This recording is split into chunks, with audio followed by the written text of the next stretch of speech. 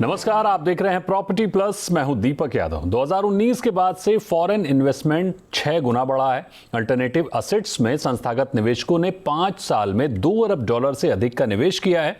ऐसे में traditional real estate से इतर अन्य वर्टिकल्स में तमाम मौके हैं।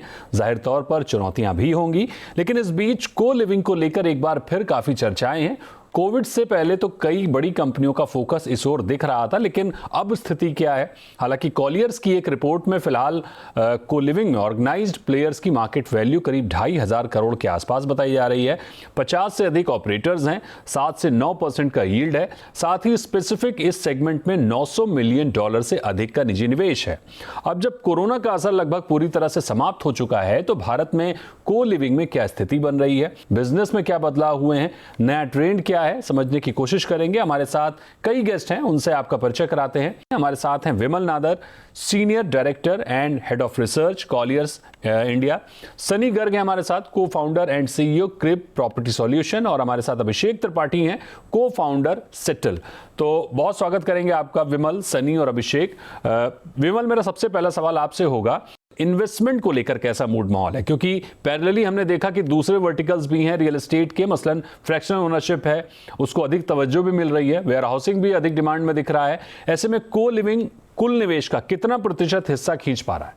आई थिंक जैसे आपने सही कहा था कि कोविड के पहले काफी इंडस्ट्री में ट्रैक्शन था, काफी बोलबाला था। उसी के अंतर्गत आई थिंक काफी प्लेयर्स अपने एक्सपेंसिव मोड में भी थे। आई थिंक काफी ऑर्गेनाइज्ड प्लेयर्स, काफी इवन इन्वेस्टर्स, आई थिंक काफी लोगों ने अपना मेजर इन्वेस्टमेंट प्लान्स अनाउंस किए थे। I think most of the players ने अपना कैपेसिटी डबल अप करने का प्लान था, एंड देन सडनली कोविड आ गया। एंड आई वुड से कि कोविड के बाद ऑक्यूपेंसी डेफिनेटली सिग्निफिकेंटली डिप हुआ था। जायज है कि डिप होना ही था, बिकॉज आई थिंक जो फैक्टर्स थे जो उसको लीड किए थे, दोज और मोर इंडस्ट्री फैक्टर्स। जैसे अब को लिविंग में मेजर कंपोनेंट होता है जो ऑक्यूपेंट्स हैं, those are students as well as millennial workers. तो यूनिवर्सिटीज शट थे, ऑफिसेज शट थे, पीपल वर्किंग फ्रॉम होम। तो अकॉर्डिंगली डिमांड अपने आप वीक हो गया था, एंड इसी की वजह से ऑक्यूपेंसी ड्रॉप हो गया था। एंड अभी अगर हम रिकवरी के हिसाब से देखेंगे, ऑब्वियसली रियल एस्टेट साइकिल पूरा in terms of all asset classes, आप रेसिडेंशियल पकड़ लीजिए, कमर्शियल, ऑफिस, रिटेल, सब कुछ। आई थिंक 2021 के आखिरी के बाद, I think latter part of 21 से I think we have seen significant recovery देख रहे हैं। डिमांड वापस अपने नॉर्मल लेवल पे आ रहा है, रिकवरी होके ग्रोथ दिख रहा है। तो इसकी बेसिस में हमें तो काफी पॉजिटिव सेंटिमेंट्स, पॉजिटिव ट्रेंड दिख रहा है। अगर उस ट्रेंड को एक्सप्लेन किया जाए, very simple to understand, offices are coming back to normalcy. अगर आप return to office देखेंगे, return to office compared to 21, latter part, आखिरी part of 21 से लेके 22 and 23 overall level पे easily from 20-30% से अभी अगर हम इंडस्ट्री एवरेज भी बोलेंगे 70-80% तक पहुंच गया है। That itself shows कि people are coming back to work.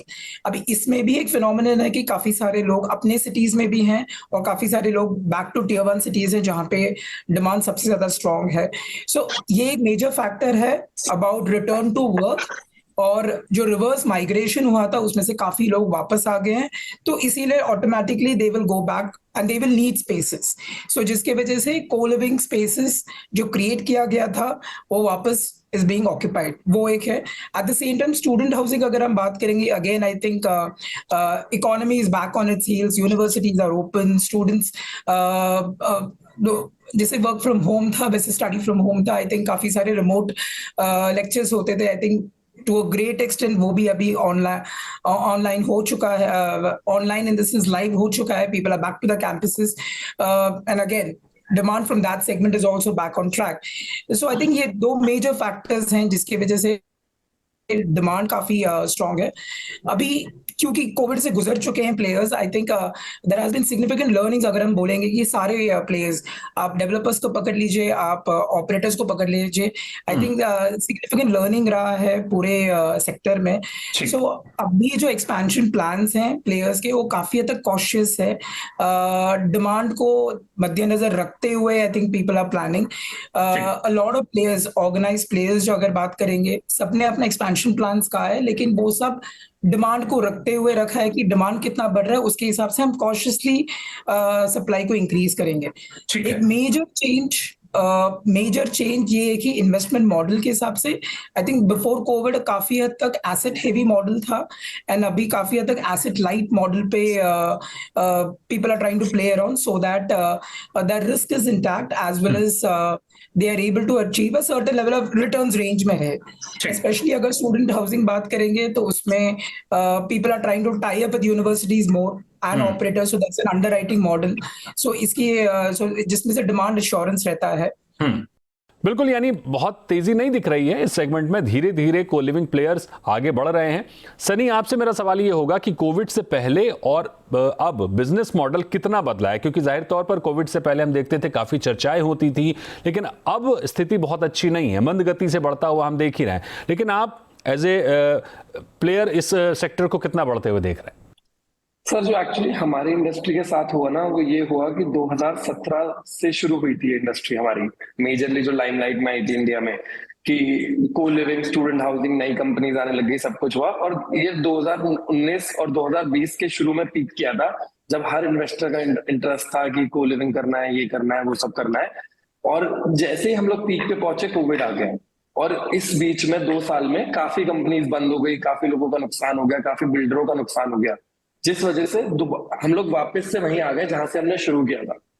तो इस तरीके से को लिविंग इंडस्ट्री पिछले 2-3 साल में बदली है, जो हम लोगों को लगता है। बाकी अगर हम बिजनेस मॉडल की बात करें तो पहले क्या था, जैसे हम लोगों की खुद की भी को लिविंग कंपनी थी 2017-18 में, तो उस टाइम पे हम लोग प्रॉपर्टी को लीज पे लेने में ना, फिक्स लीज देने के लिए बहुत ज्यादा रेडी रहते थे कि आप हमसे मंथली इतना फिक्स अमाउंट ले लो और इतने साल की लीज कर लो। आजकल जो हम लोग देख रहे हैं, प्लेयर्स काफी इस तरह से भाग रहे हैं कि वो कहते हैं कि हम लोग रेवेन्यू शेयरिंग करना चाहेंगे। अब फिक्स लीज और रेवेन्यू शेयरिंग में फर्क क्या है कि फिक्स लीज में मैं आपके पास आके बोलूंगा मैं आपको हर महीने 5 लाख रुपए का किराया दूंगा। रेवेन्यू शेयरिंग में मैं आपसे आके बोलूंगा कि अगर मैं 10,000 रुपए का बेड बेचूंगा तो मैं आपको 5,000 रुपए दूंगा, जितने बेड बिकेंगे उतने बेड्स के हिसाब से आपको मंथली किराया दे दूंगा। तो कहीं ना कहीं लोग अपनी बुक्स पे इतनी जिम्मेदारी लेना नहीं चाह रहे अब फिक्स कॉस्ट की। और उसके अलावा पहले क्या था, पहले लोगों को फर्नीचर और ये सब लगाने की दिक्कत नहीं थी, क्योंकि लोगों को लगता था 9-10 साल बिल्डिंग चलाएंगे, फर्नीचर पे अगर खर्चा कर भी देंगे तो इतनी कोई दिक्कत वाली बात नहीं है। लेकिन जब से कोविड हुआ और इस बीच काफी लोग बैंकरप्ट हुए, काफी कंपनियां बंद हुई, तो तब से क्या हुआ है कि लोग कहते हैं या तो हम फर्नीचर रेंट कर लेंगे या हम ओनर को बोलेंगे बिल्ड टू सूट बना के दो हमें, जिसमें फर्नीचर ओनर लगाएगा, हम उसे सिर्फ डिपॉजिट देंगे और रेंट देंगे, और एक मिनिमम, और लॉक इन भी घट गया। पहले लोगों को 9-9 साल की लॉक इन लिखने की दिक्कत नहीं होती थी, अब लोग 2-3 साल 4 साल से ऊपर का लॉक इन नहीं जा रहे। तो बिजनेस मॉडल इन सब चीजों में काफी बदला। बिल्कुल, कोविड से पहले जो निश्चिंतता थी वो अब नहीं है, एक डर है और उसी को लेकर आगे की प्लानिंग भी हो रही है। अभी मार्जिन्स कैसे हैं? क्योंकि हमने देखा स्टूडेंट हाउसिंग को लेकर पहले काफी क्रेज था, जाहिर तौर पर उधर डिमांड भी अच्छी खासी दिख रही थी। अब स्टूडेंट हाउसिंग में क्या स्थिति है? स्टूडेंट हाउसिंग, अगर आप दीपक जी पूरा लैंडस्केप आप को लिविंग का समझेंगे तो 17 से 35 साल की उम्र के लिए इंडिया में मैनेज लिविंग हो रहा है। उसमें स्टूडेंट हाउसिंग है, अर्ली जॉबर है एंड प्रोफेशनल हाउसिंग है। तो जो भी अर्ली एंट्रेंट्स थे वो लोग फोकस करते थे मोस्टली स्टूडेंट हाउसिंग पे और अर्ली जॉबर हाउसिंग पे, और वही मेजर पार्ट भी था ये पूरे इंडस्ट्री का। और वहां पे अगर आप मार्जिन्स देखें तो नेट लेवल पे 15 से 20% के हिसाब से वहां पे मार्जिन्स हैं। और जो अब चेंज हो रहा है because of lot of changes जो जीएसटी फ्रंट पे आ रही हैं, तो ये और फर्दर रिड्यूस हो रहा है, जिसका ब्रंट एंड कंज्यूमर को या ऑपरेटर को भरना पड़ रहा है। विमल, इन्वेस्टमेंट को लेकर कैसा मूड माहौल है? क्योंकि पैरेलली हमने देखा कि दूसरे वर्टिकल्स भी हैं रियल एस्टेट के, मसलन फ्रैक्शनल ओनरशिप है, उसको अधिक तवज्जो भी मिल रही है, वेयर हाउसिंग भी अधिक डिमांड में दिख रहा है। ऐसे में को लिविंग कुल निवेश का कितना प्रतिशत हिस्सा खींच पा रहा है? जी, आपने जैसे स्टार्टिंग में नंबर कहा था कि ऑल्टरनेटिव इन्वेस्टमेंट्स इन जनरल अगर लास्ट 4-5 साल में अगर देखेंगे तो लगभग अराउंड 2019 से लेके अभी तक ऑल्टरनेटिव इन्वेस्टमेंट्स विच अगर हम मेन स्ट्रीम एसेट क्लासेस को निकाल देते हैं, जैसे रिटेल हो गया, office as well as housing, लगभग $2 बिलियन का इन्वेस्टमेंट आई है इंडिया के अंदर। इसमें को लिविंग का चंक, बिकॉज ऑब्वियसली इसमें 2020-21 का पीरियड भी आता है। In terms of private equity investment को लिविंग में फिलहाल ज्यादा सिग्निफिकेंट नहीं रहा है। 2019 में एक हद तक ट्रैक्शन शुरू हुई थी, उसके बाद आई थिंक फिर इंडस्ट्री 2020 का कोविड आ गया था, उसके बाद आई थिंक वो स्लो डाउन अपने आप हो गया था। But having said that, private equity investments भले ही कम हो, पर आई थिंक ऑपरेटर लेवल पे as well as developer level पे वो जो कंबाइंड होता है, उनके लेवल पे इन्वेस्टमेंट काफी हद तक हो रहा है as compare to other asset classes. अगर हम देखेंगे तो द क्वांटम ऑफ इन्वेस्टमेंट जो रहता है वो उस हिसाब से रिलेटिवली कम है। तो अगर हम for example to understand alternative के अंदर अगर हम देखेंगे, जैसे सेकंड होम का भी इंपॉर्टेंट चंक रहता है, डेटा सेंटर का चंक रहता है, सो कैपिटल इंटेंसिटी के हिसाब से ये लेस कैपिटल इंटेंसिव है। तो अभी काफी हद तक इन्वेस्टमेंट जो हो रहा है वो डेवलपर ऑपरेटर लेवल पे हो रहा है। प्राइवेट इक्विटी का इन्वेस्टमेंट को लेवल में मैं बोलूंगा अभी फिलहाल मिनिमल है, लेकिन आई think it is also about, जैसे हमने बाकी एसेट क्लासेस में भी देखा है, आई थिंक जैसे डिमांड स्ट्रांग होता है, जैसे इंडस्ट्री एक मास गेन करता है, स्केलेबिलिटी गेन करता है, उसके बाद आई थिंक काफी हद तक प्राइवेट इक्विटी भी एंटर करेगी। और जितने आई थिंक एक हाथ प्राइवेट इक्विटी डील्स पहले हुए थे वो भी आई थिंक छोटे स्केल के थे। So I think it is also to do about capital intensity, scalability of the market जो अभी अटेन हो रहा है, उसके बाद पीई का रोल ज्यादा रहेगा which is private equity. Otherwise investment activity है, क्योंकि एक्सपेंशन है इन द सेंस अगर डेवलप कैपेसिटी कर रहे हैं तो वो इन्वेस्टमेंट तो हो रहा है, लेकिन काफी हद तक इन्वेस्टमेंट डेवलपर ऑपरेटर लेवल पे हो रहा है, ना कि प्राइवेट इक्विटी इन्वेस्टर्स। फिलहाल ये स्थिति। सनी, अगर संभावनाओं की बात करें तो शहरों के आधार पर क्या स्थिति है? मेट्रो शहरों में जाहिर तौर पर अच्छी डिमांड है, लेकिन बाकी छोटे शहरों में को लिविंग को लेकर संभावनाएं कैसी हैं? तो सर हम लोगों की एक सॉफ्टवेयर कंपनी है जो पीजी हॉस्टल्स और को लिविंग को मैनेजमेंट सॉफ्टवेयर देती है। तो जब हम लोगों ने शुरू किया था, हम लोगों को भी लगा था जो मेजर डिमांड होगी हमारी वो टीयर 1 सिटीज में होंगी, बॉम्बे, बैंगलोर, दिल्ली, पुणे, हैदराबाद, इन सब में। अभी पिछले ही 6 महीने में हम लोगों ने करीब 25 सिटीज लॉन्च करी हैं, जिसमें आपका देहरादून आ गया, कोटा आ गया, इवन पटना आ गया, साउथ साइड में काफी सिटीज हैं चेन्नई के आसपास। तो हम लोगों ने रिसेंटली रियलाइज किया कि खाली टीयर 1 में नहीं है, टीयर 2 में भी काफी डिमांड है। तो जैसे फॉर एग्जांपल अगर आप पटना की बात करें तो पटना के बच्चे मोस्टली दिल्ली, बैंगलोर आ जाते हैं पढ़ने, लेकिन जो पटना के आसपास के जितने गांव हैं वो सारे बच्चे पटना आते हैं पढ़ने। तो कहीं ना कहीं टीयर 3 से माइग्रेट होता है बच्चा टीयर 2 में, उसको पीजी हॉस्टल को लिविंग की जरूरत होती है। टीयर 2 से बच्चा माइग्रेट होता है टीयर 1 में, चाहे वो जॉब के लिए हो, चाहे वो पढ़ाई के लिए हो, और वहां पर उसको पीजी हॉस्टल की जरूरत पड़ती है। तो हम लोगों का ये मानना है, ठीक है बैंगलोर, दिल्ली, ये सब जगह है जो मेजर चंक ऑफ को लिविंग हमेशा चलाएंगी, लेकिन ऐसा नहीं है कि टीयर 2 में अपॉर्चुनिटी नहीं है। टीयर 3 में अभी तक हम लोग घुसे नहीं है, तो इस बात पे कहते ना मैं कमेंट नहीं कर पाऊंगा, लेकिन टीयर 2 की जितनी भी सिटीज में हमने एक्सपैंड किया है, हमें बहुत अच्छा ट्रैक्शन मिला है। देखिए अभी हम लोगों के पास इस तरह के कोई नंबर नहीं है जिसपे हम एनुअल ग्रोथ कमेंट कर पाए, बिकॉज कोविड के बाद ना बहुत चीजें फ्लक्चुएट कर गई हैं। जैसे 2019 से 2020 की जो ग्रोथ थी वो बहुत अच्छी थी, फिर एकदम से बिल्कुल नीचे आ गई, और अभी हम लोगों ने कोविड से 1-1.5 साल ही हुआ है रिकवर करे। तो it is very difficult to say that this is an annual growth. ये कोविड के बाद की ग्रोथ भी हो सकती है, एकदम से आएगी। तो आप समझ रहे हैं, अभी हमें अगले 2-3 साल और लगेंगे ये देखने में कि कोविड वो को लिविंग किस रेट पे एनुअली ग्रो कर रहा है। ठीक है, ग्रोथ दिख रही है, लेकिन वास्तविक स्थिति क्या बनेगी ये बता पाना मुश्किल है। अभिषेक जी, पॉलिसी लेवल पर सरकार से कैसे सपोर्ट की आप उम्मीद कर रहे हैं इस वर्टिकल की ग्रोथ के लिहाज से? तो सबसे बड़ा मुद्दा तो जीएसटी का है। जीएसटी जहां पे बहुत ज्यादा एम्बिग्युइटी है, अभी भी बहुत ज्यादा क्लैरिटी नहीं है, और वो अगर सॉल्व हो जाए तो काफी हेल्पफुल होगा सारे को लिविंग ऑपरेटर्स के लिए। जीएसटी ही है, बाकी तो गवर्नमेंट के हिसाब से अगर स्टेबिलिटी बनी हुई है जो कि है हमारे देश में, तो अर्बनाइजेशन बढ़ रहा है और नए शहर आ रहे हैं। जैसे सनी ने भी बोला कि टीयर 2, टीयर 3 सिटी, नए शहर जैसे अहमदाबाद, गांधीनगर एक्सेट्रा काफी प्रॉमिसिंग है को लिविंग के लिए। सो गवर्नमेंट अपना काम कर ही रही है, और जैसे ही अर्बनाइजेशन और बढ़ता रहेगा, स्मार्ट सिटीज और आते रहेंगे, स्पेंडिंग कैपेसिटी बढ़ती रहेगी, इकोनॉमी अच्छी रहेगी, तो बाय डिफॉल्ट को लिविंग भी ग्रो करेगा। नहीं, अभी क्या स्थिति है को लिविंग में जीएसटी रेट की, और आप सरकार से इस पर क्या क्लैरिटी चाहते हैं? अभी क्लैरिटी नहीं है बहुत ज्यादा, क्योंकि लॉन्ग टर्म अकोमोडेशन डिफाइंड नहीं है कहीं भी। होटल लेवल पे अभी एक रूलिंग आई थी 18 जुलाई 2022 को कि अगर आप 1000 रुपए से कम पे हैं तो आप कुछ 18% आपको सप्लाई पे देना पड़ेगा। फिर एक एडवांस रूलिंग भी आई जहां पे 12% का कुछ करके आया था, तो वो थोड़ा एम्बिगिटी है। बट ओवरऑल मार्केट शिफ्ट हो रहा है, हम लोग भी एज एन ऑपरेटर चाहते हैं कि कंप्लायंट रहें, और हमने भी मतलब पे करना शुरू कर दिया है, और बाकी सारे ऑपरेटर्स भी इधर ही मूव कर रहे हैं। तो क्लैरिटी नहीं है, फिर भी अब हमें बिजनेस चलाना है तो ऑब्वियसली कंप्लायंट रहना ही पड़ेगा। ठीक है, क्लैरिटी नहीं है, लेकिन आपकी भी तो कुछ उम्मीदें होंगी जो आपके मार्जिन्स को सूट करती हो। हमारे मार्जिन्स के लिए देखिए, एक तो है कि कॉस्ट बहुत इंपॉर्टेंट है। इंडिया में 140-150 करोड़ लोग रह रहे हैं, बहुत यंग कंट्री है, और काफी माइग्रेंट पॉपुलेशन आती है, और अनफॉर्चुनेटली हमारे पास जो अर्बन सेंटर्स हैं वो 8 से 10 ही हैं। तो प्रॉब्लम है लोगों को अकोमोडेशन मिलने में, और हमारा जो इंफ्रास्ट्रक्चर है वो डेवलप नहीं है बहुत ज्यादा।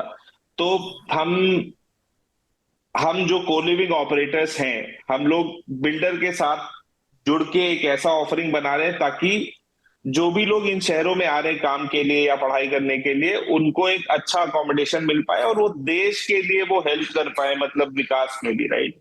इवेंचुअली यही ऑडियंस है जो जाके आपके वर्कफोर्स में जुड़ेगी या पढ़ाई करेगी। तो पर्पस बहुत अच्छा है, लेकिन मार्जिन ऑब्वियसली काफी थिन है। तो अगर 18 या 12% का जीएसटी रहता है तो ये काफी प्रॉब्लमेटिक है। एनीथिंग अंडर 10 फिर भी अकोमोडेट कर सकते हैं। जी जी सनी बोलिए।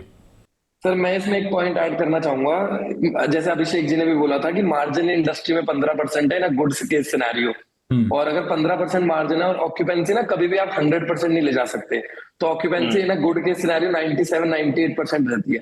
तो वो 15% मार्जिन 12% हो जाता है ऑक्यूपेंसी घटने के बाद, और सरकार आगे कह रही है कि 12% आप जीएसटी दे दो। तो मतलब इस टाइम पे मार्केट में इतना बुरा हाल है ऑपरेटर्स का, लैंडलॉर्ड्स का। हम तो सबसे ही डील करते हैं, हमारे पास करीब इंडिया के 2000 लैंडलॉर्ड्स हैं, पीजी ओनर्स, जिनसे हम रेगुलर टच में, उनकी अकाउंटिंग और ये सब देखते हैं अपने सॉफ्टवेयर पे। इतना पैनिक है मार्केट में, और सरकार ने अभी कोई कंफर्म डिसीजन नहीं दिया है। एक आधा अधूरा डिसीजन दे दिया एडवांस रूलिंग में कि 12% जीएसटी आ सकता है। अब एक तो दुनिया इस बात पे कंफ्यूज है कि जीएसटी आएगा या नहीं आएगा, और आएगा तो आधी कंपनीज वैसे ही खत्म हो जाएंगी, क्योंकि आपको लैंडलॉर्ड को भी जीएसटी देना है, आपको सरकार को भी जीएसटी देना है, लेकिन जो एंड कंज्यूमर है आपका, आप उससे जीएसटी नहीं ले सकते। जैसे फॉर एग्जांपल मैं सेटल में मेरे काफी दोस्त रहते हैं, अब इनके यहाँ 30,000 रुपए का रूम है महीने का। अब 30,000 रुपए पर अगर आप 18% जीएसटी लगा दोगे तो 5,400 रुपए महंगा हो जाएगा। तो आप समझ लो, 30,000 रुपए की चीज आपको 35,400 रुपए में मिलेगी। तो कोई भी बच्चा इस 5,400 रुपए का ना क्लेम ले सकता, और इसको फालतू का खर्चा भरना पड़ेगा। अगर बच्चा नहीं भरेगा तो वो जाएगा छोड़ के, और फिर वो सेटल का वैसे नुकसान है। और सेटल 5,400 रुपए खुद नहीं दे सकता, क्योंकि सेटल को भी वो कमरा कहीं ना कहीं, आप कह रहे हैं समझ रहे हो, 30 में से 28-27 का पड़ रहा है। तो वो बहुत नुकसान वाली चीज हो रही है मार्केट में। बिल्कुल, जाहिर तौर पर को लिविंग में संभावनाएं हैं, चुनौतियां भी हैं, और इन्हीं संभावनाओं और चुनौतियों पर बात करेंगे कि सरकार इसमें किस तरह से अपना सहयोग दे सकती है, क्या कुछ एक्सपेक्टेशन है को लिविंग सेक्टर के लोगों की, बात करेंगे। लेकिन एक छोटे से ब्रेक के लिए रुकते हैं और उसके बाद चर्चा को आगे बढ़ाते हैं।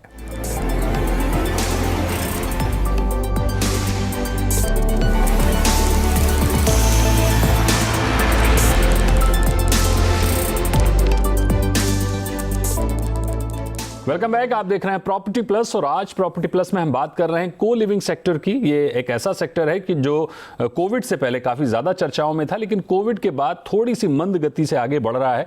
इसी पर जानने की कोशिश कर रहे हैं कि चुनौतियां क्या हैं, अपॉर्चुनिटीज़ क्या हैं, और हमारे साथ दिग्गज एक्सपर्ट्स जुड़े हुए हैं, उनसे बात करते हैं।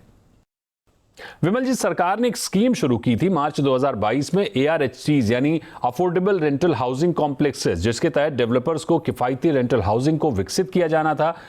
क्या ARHCs को को लिविंग के साथ जोड़कर आगे बढ़ाया जा सकता है? इसके अलावा चुनौतियां क्या आ रही हैं को लिविंग में? जी, जैसे आई थिंक आपने बहुत सही कहा कि रेंटल हाउसिंग, ये affordable rental housing complexes as well as I think उसके रिलेटेड टैक्स इंसेंटिव्स भी इंट्रोड्यूस किए गए थे। मैं ये कहूंगा कि रेंटल हाउसिंग का जो ओवरऑल पर्पस था, that was again to meet जो हाउसिंग डिमांड रहता है, वो काफी हद तक अनमेट है इंडिया में। पोटेंशियल डिमांड तो बहुत ज्यादा है, लेकिन एक्चुअल डिमांड जो है वो काफी कम है। देयर आर बहुत सारे फैक्टर्स हैं उसके related, relevant supply for prices, तो काफी हद तक लोग unhygienic in living conditions weak रहते हैं, जिसके हिसाब से आई थिंक ये ओवरऑल इंट्रोड्यूस किया गया था एज अ रिफॉर्म। अगर हम मॉडल्स के बारे में देखे जाएंगे, आई थिंक 2017-18 से ही आई थिंक काफी डिफरेंट मॉडल्स हुए थे। To begin with developer model इतना ज्यादा एक्टिव नहीं था, operative doing at a very smaller scale, जैसे अभी पीजीज होते हैं वो काफी अनऑर्गेनाइज रहते हैं, उस स्केल में शुरू होके फाइनली डेवलपर्स ने भी अपने अपॉर्चुनिटीज देखे थे इस सेक्टर में। एंड उसके बाद हमने काफी ज्यादा टाइप देखा था, इवन बड़े डेवलपर्स भी को लिविंग में भागीदारी बने थे। सो मॉडल के हिसाब से मुझे ऐसा लग रहा है कि गिवन द डिमांड, इतना ज्यादा डिमांड है कि वो different models can be evolved. And अगर आप इसको स्ट्रक्चर देना चाहते हैं, ऑर्गेनाइज बनाना चाहते हैं, तो उसको इसके रिलेटेड फ्रेमवर्क के अंतर्गत डाल के फिर आप उसमें tax incentives as well as वो ज्यादा ही ऑर्गेनाइज होता है। तो time it needs to be seen कि कौन सा मॉडल वर्कआउट होगा, कौन सा नहीं होगा। बट इसका कंपैरिजन रेंटल हाउसिंग से काफी हद तक सही रहेगा, स्पेशली फॉर को लिविंग जो स्टूडेंट्स के लिए नहीं है। बिकॉज स्टूडेंट को लिविंग का जो दो हिस्सा रहता है, एक स्टूडेंट हाउसिंग रहता है और एक जो वर्कफोर्स के लिए रहता है। वर्कफोर्स एक हद तक can be around this model, but student housing थोड़ा डिफरेंट मॉडल है, जिसमें आई थिंक यूनिवर्सिटी का रोल रहता है, पेरेंट्स का रोल रहता है, that has to be still kept separate. So मैं बोलूंगा कि अभी फिलहाल तो too early to say, but different models are evolving. पर आई थिंक जैसे अभिषेक जी और सनी जी बोल रहे थे, I think what needs to be seen more is ये डिमांड कितना सस्टेनेबल है और ऑपरेटर्स कितने हद तक सस्टेनेबली ऑपरेट कर पाएंगे। करेक्ट। 2020-21 में काफी ज्यादा ऑपरेटर्स वाइप आउट भी हो चुके हैं, काफी स्मॉलर प्लेयर्स निकल गए। एक हद तक इंडस्ट्री के हिसाब से वो सही भी है, क्योंकि कंसोलिडेशन होना और हेल्दी प्लेयर्स रहना मार्केट के लिए भी अच्छा होता है।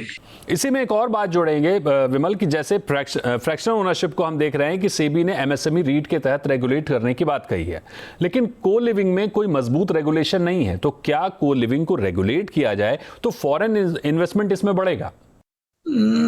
बिल्कुल आना चाहिए। और जैसे आई विल अगेन कनेक्ट, जो मैंने आई थिंक मेरे अपने स्टार्टिंग के रिस्पॉन्स में कहा था, जहां पे I think scalability is important as well as उसके हिसाब से अगर मास दिखता है तो कैपिटल रिक्वायरमेंट भी उतना ही ज्यादा रहेगा। एंड अगर आपका यील्ड लेवल ज्यादा रहेगा, रिटर्न ज्यादा रहेगा, तो obviously it will be attractive. तो आई थिंक वो साइजेबल मास तो कहीं ना कहीं है, पर बहुत फ्रैगमेंटेड इंडस्ट्री।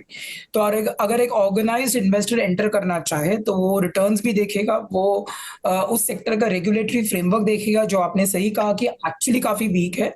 डिमांड काफी है, लेकिन डिमांड काफी स्कैटर्ड और डिस्पर्स्ड है। So I think these are the entry barriers. So ये अगर मसला सॉल्व हो जाता है तो डेफिनेटली अपॉर्चुनिटी तो है। बिल्कुल, यानी बढ़ता हुआ मार्केट है, को लिविंग का संभावनाएं दिख रही हैं, लेकिन कुछ हर्डल्स हैं, जैसा कि अभिषेक ने बताया कि जीएसटी को लेकर स्पष्टता नहीं है, जो मार्जिन पर असर डालती है। रेगुलेशन को लेकर स्पष्टता नहीं है, जिससे निवेशकों को इसमें एंट्री करना मुश्किल हो जाता है। फिर भी कॉलियर्स की रिपोर्ट के मुताबिक 50 से अधिक सीरियस प्लेयर्स काम कर रहे हैं। जाहिर है, अगर सरकार का फोकस इस सेक्टर की ओर होता है तो इसमें ग्रोथ, रोजगार का स्तर कुछ और ही हो सकता है। ARSCs जिसे एक अच्छे विजन के साथ लॉन्च किया गया था, लेकिन इस पर डेवलपर्स ने बहुत अधिक इंटरेस्ट लिया नहीं। अगर को लिविंग के मॉडल को ARSCs के साथ जोड़कर आगे बढ़ाया जाए तो शायद परिणाम कुछ और हो सकते हैं। बहुत शुक्रिया करेंगे आपका विमल, अभिषेक और सनी हमारे साथ जुड़ने के लिए। आज के शो में इतना ही। अगले शो में हाजिर होंगे रियल्टी सेक्टर के किसी और अहम मुद्दे के साथ। रुकेंगे ब्रेक के लिए, तब तक आप देखते रहिए सी बिजनेस।